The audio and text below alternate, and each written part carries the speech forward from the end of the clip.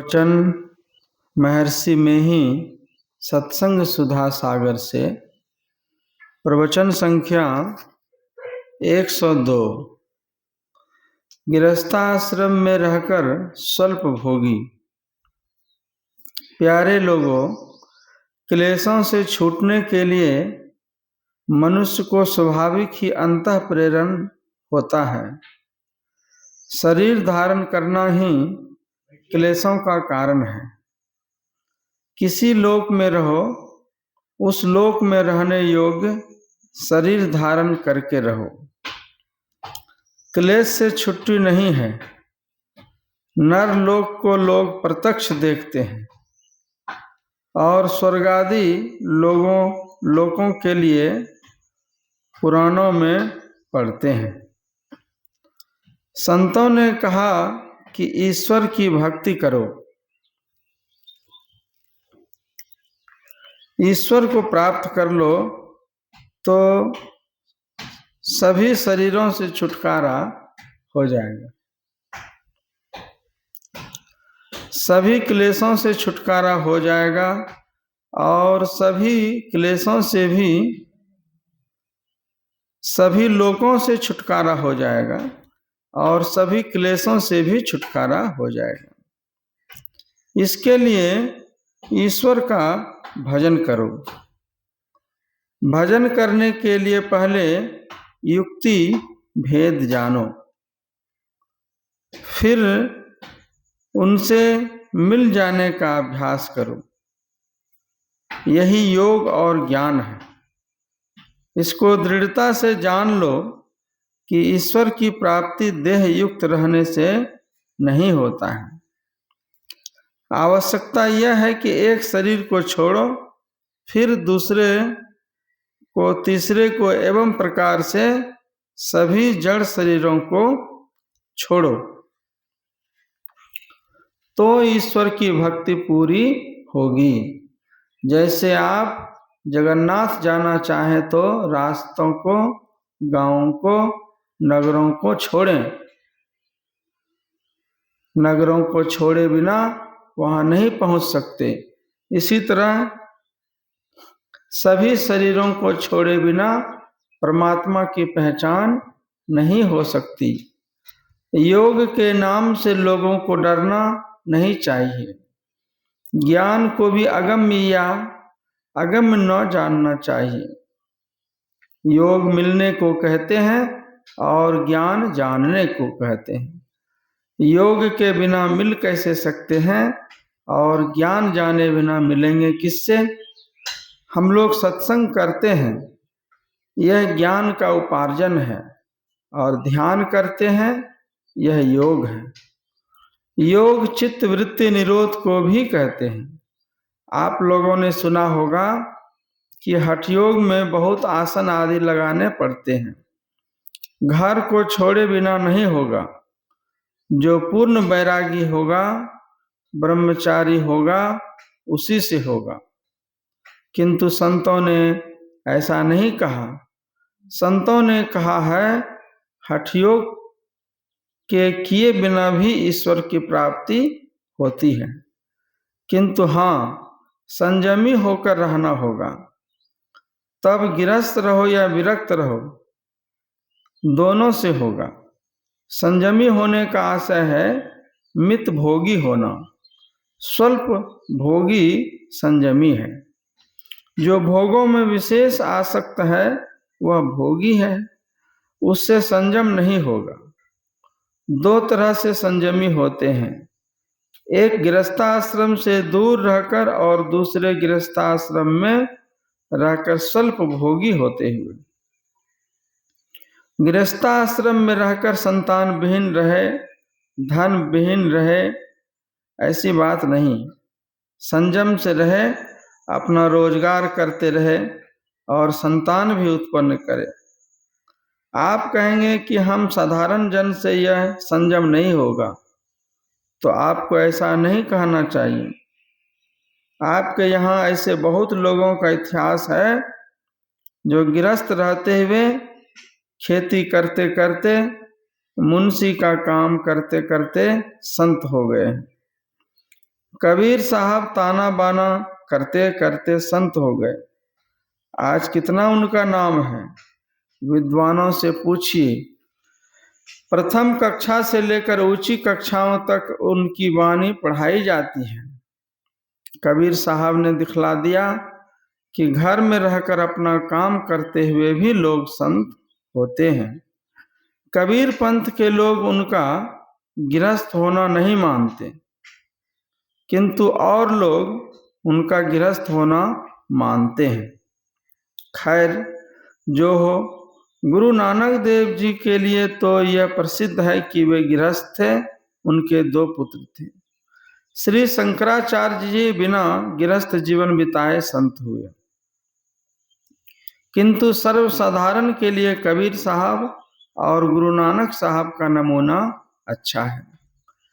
आज भी मंदार पहाड़ के नजदीक श्री भूपेंद्र नाथ सान्याल जी बड़े भारी विद्वान मौजूद हैं, जो बड़े संयमी हैं और साधु संत से कम दर्जा नहीं रखते हैं।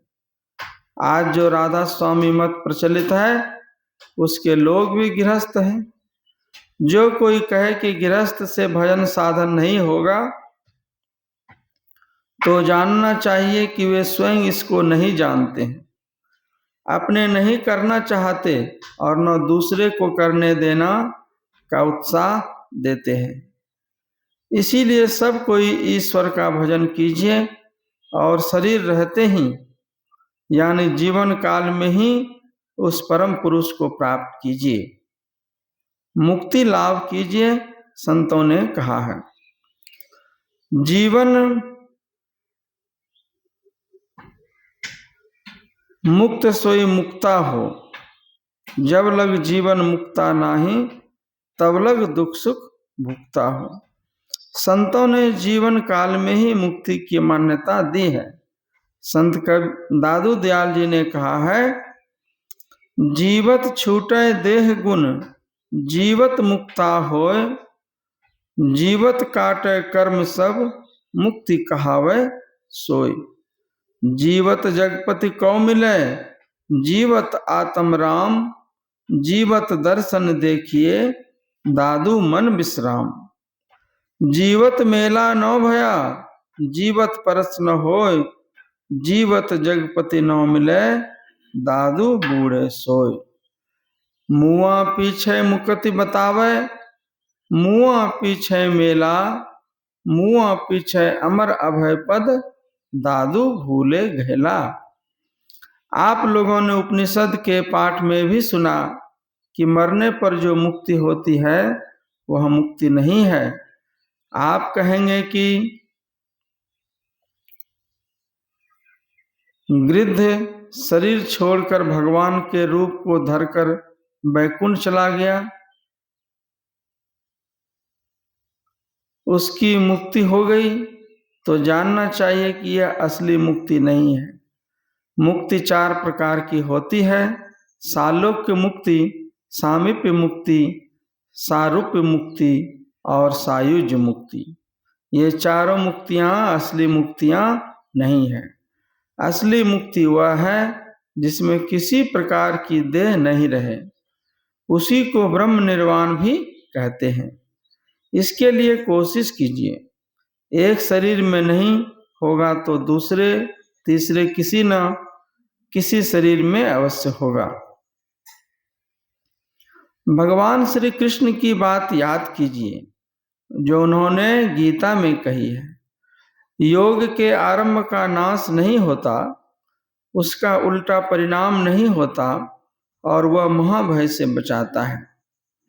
जिस जन्म में आपको स्वयं मालूम हो जाए कि यह जड़ है और यह मैं चेतन हूँ, उसी जन्म में आपको ब्रह्म निर्वाण हो जाएगा। भगवान श्री कृष्ण ने कहा कि जो थोड़ा भी योग ध्यानाभ्यास करेगा तो शरीर छूटने पर वह बहुत दिनों तक स्वर्गादि सुखों को भोगेगा। स्वर्ग सुख भोगने के बाद इस पृथ्वी पर किसी पवित्र श्रीमान के घर में जन्म लेगा अथवा योगी के कुल में जन्म लेगा और पूर्व जन्म के संस्कार से प्रेरित होकर योगाभ्यास करने लगेगा और करते करते कई जन्मों में मुझको प्राप्त कर लेगा और मुझ में विराजने वाली शांति को प्राप्त कर लेगा। इस योगाभ्यास को बारंबार करते रहो, कभी मत छोड़ो, किसी के बहकावे में मत पड़ो कि नहीं होगा। आरंभ कैसे किया जाएगा, इसके लिए संतों की वाणियां हैं। स्थूल साधना से सूक्ष्मतम साधना तक करने के लिए मोटा जप, मोटा ध्यान, फिर दृष्टि साधन और अंत में शब्द साधना, ये ही 4 बातें हैं। मरने का डर नहीं करना चाहिए। शरीर मरता है, आप नहीं मरेंगे। जिनको मरने की आदत हो गई है वह मरने से क्यों डरेगा? कबीर साहब ने कहा है, जा मरने से जग डरे, मेरे मन आनंद, कब मरिहों कब पाइयों पूरन परमानंद। मरने का डर उसको होता है जो बुरे बुरे कर्मों को करता है, क्योंकि उसकी दुर्गति होती है। भगवान श्री कृष्ण ने गीता के 8वें अध्याय और 10वें श्लोक में कहा है, प्रयाण काले मनसा चलेन भक्त्या युक्त्यो योग बलेन चैव भ्रुवोर्मध्ये प्राणमावेश्य सम्यक सतं परं पुरुषमुपैति दिव्यम। प्रयाण काल में अर्थात मरने के समय अचल मन से भक्ति योग युक्त होकर अपने प्राणों को दोनों भवों के बीच में रखकर जो शरीर छोड़ता है वह दिव्य परम पुरुष को प्राप्त करता है। उसको जीते जी इसका खूब हिस्सक लगेगा, उसका कल्याण होगा। जिसको जीते जी इसका खूब हिस्सक लगेगा उसका कल्याण होगा। जीते जी जो भावना होगी मरने के समय वही होगी। जैसे जड़ भरत की हुई थी, हिरनी के बच्चे में उनकी आसक्ति थी तो शरीर छूटने पर उनको हिरण का शरीर मिला। साधन भजन की बात मन में बराबर लानी चाहिए। जो कहे कि हमको